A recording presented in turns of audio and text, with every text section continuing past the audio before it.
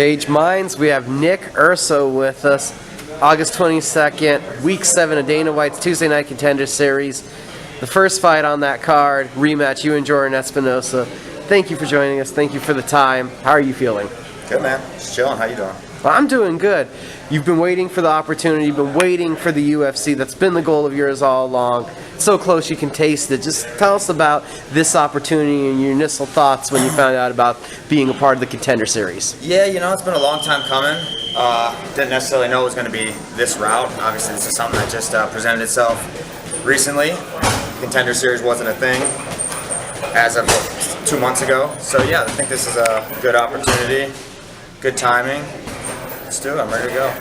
Now, what was the initial reaction to, and your opponent's going to be Jordan Espinosa? Yeah, so I had talked to my manager, Ricky, and I was like, yeah, what's up with this Contender Series? I had heard Phil Hawes was on it. I can't remember who was the second person I heard that was on it. I was like, well, what's up with this? He said, I'll get you on it. I said, prove it. So I was just hanging out here one day, and he called me like 3 times. So I called back, what's going on? He's like, I got you on the Contender Series. I said, fuck yeah, let's go. He's like, it's first Jordan Espinosa. I said, fuck yeah, let's do this shit.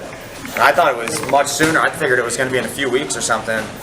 But yeah, he gave me the date, and I was ready to go. I was waiting for the contract. So how many weeks have you had in preparation for this one? Honestly, I have no idea. Maybe 2 months. So it's a good amount of time. Yeah, it's been a camp for once. Usually it's like 4 weeks, 3 weeks, 6 weeks. It's been a little longer than the normal.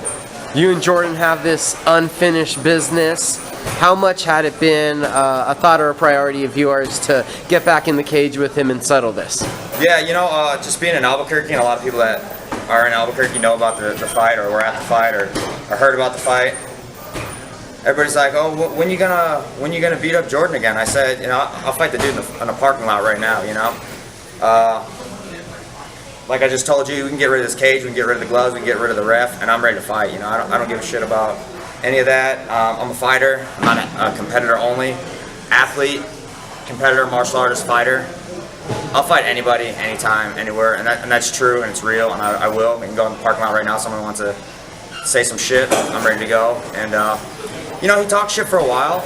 I got to square that away. On my record, it's not squared away, but it's squared away. So there's really no rivalry. I beat him the first time, and I'm going to beat him the second time. I don't believe in rivalries. I said this before. I'm not a sports team. It's not like we do this like annually. A fight's a fight. Whether I got to get matched up with one of my teammates or somebody I don't like, it's just a fight. There's no rivalry, and there's no beef. So no extra salt on this dish, with it being on the Contender Series in such, a big opportunity. And then they have this platform to build, as we saw in the video. They have a platform to build, and we know the UFC likes to sell in that manner. I think they know what they're doing.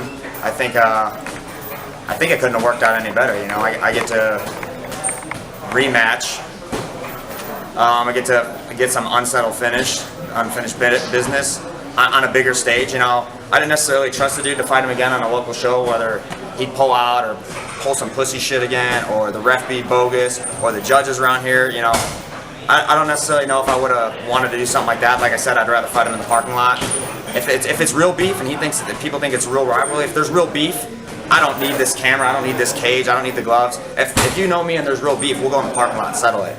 And if that's not the case, there's no beef, it's just a fight, right? But I'm going to try and whip his ass the same way no matter where we're at.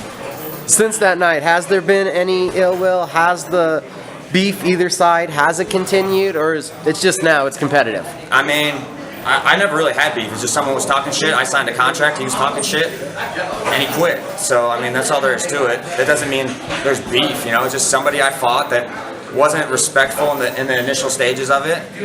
And you can follow my career. You've been around for a long time. I don't ever talk shit unless somebody fucks with me, And if you fuck with me, I'm gonna talk shit. But that don't change my approach. I might get a little uglier in there now. So he might have fucked himself even worse, He's a good competitor, I guess, but he ain't a fighter. He's a pussy. Whether he wins the next 40 fights of his life, he quit and he's weak, You just got to take your ass whooping sometimes, and he couldn't take it because he's a pussy. So that don't mean he's not a good fighter, but he's a pussy. Do you feel you already have the advantage if you broke him once? I feel like I have the advantage regardless. I mean, I'm confident in myself. You put me in there with anybody, and I'm going to believe I'm going to win. And I'm going to go in there to fucking kill somebody, you know? So it don't matter if it's Jordan or some random person that I've never met in my entire life, or somebody that I've been training with, or somebody that I know from my childhood. I'm putting my money on myself. And that's just a fact.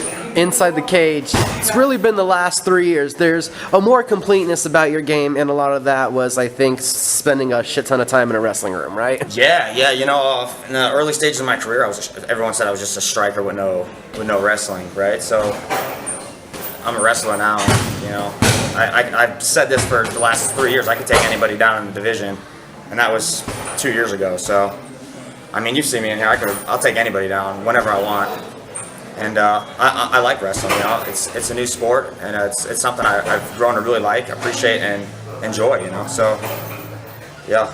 Being a part of this Dana White Contender Series, does anywhere the thought get in the back of your mind about finishes and impressive wins count a lot more towards getting that contract than decisions, as we've seen? Right. Yeah. I mean, I'm just gonna go in there and fucking do what I do, and I feel like a lot of these guys, they have to compensate.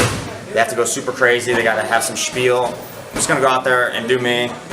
You ever come in here and watch sparring? Never one of my rounds does anyone... If my round ends, everybody's standing here watching. No matter who I'm sparring. That doesn't happen with just anybody. You got to have an exciting style. You got to be complete skill set. And you got to handle business and throw down. And I do all that, so... On Tuesday nights, have you watched some of the Contender Series? Yeah, you know, I've seen a few. Not from beginning to end, but I don't even have a fight pass myself. Go get a fight pass. But, Go get it. Use your free trial week to check out this. Yeah, for sure. Yeah, I've seen quite a few of them. So what have you thought of the interview side before? I'm going to kill him. I'm going to murder him. Does it feel a little over the top? Some of these guys are trying a little too hard? Some people fake a little bit who they are and who they're trying to be. I feel like the best representative of yourself is just being yourself. And if you're not yourself, it's pretty obvious to the fans. They know what's forced and what's not forced. Just be genuine and true to yourself, and I think that's the best way to sell yourself. If you guys saw before the interview, Nick Urso was already walking around, shadow boxing him. We're getting him all hyped up. So now this means you're going to go kill everybody on Call of Duty, right? Oh, always, all day. Yeah, you know, that's my reflex training when I'm not training. I get in there, I'm like, all right, the world's on the line. If I don't get first place these next 5 games, the world's over. So I got to handle business. You better believe first place 5 in a row. So video games, that's for you become that escape, something that you can do without putting more strain on the body for your downtime and still have fun. I'd say it's pretty common for most athletes to play video games. I'm not necessarily the biggest gamer, but Call of Duty, man, I got some Call of Duty. I don't really care about what else is going on around me, but I am waiting for Gran Turismo to come out. That's my game. That's the reason I got a PlayStation to begin with. Oh, nice. Yeah, so once Gran Turismo comes out, you're probably not going to see me for a few weeks. And then what's the final message now for the fans about check me out Tuesday August night? 22nd. Get your either your trial at UFC Fight Pass or sign up and be a member. I don't give a shit either way. Check it out August 22nd. I'll be the first fight. People's main event, A-side. The New Mexico main event. Hell yeah. Thank you, sir. Thanks, bro.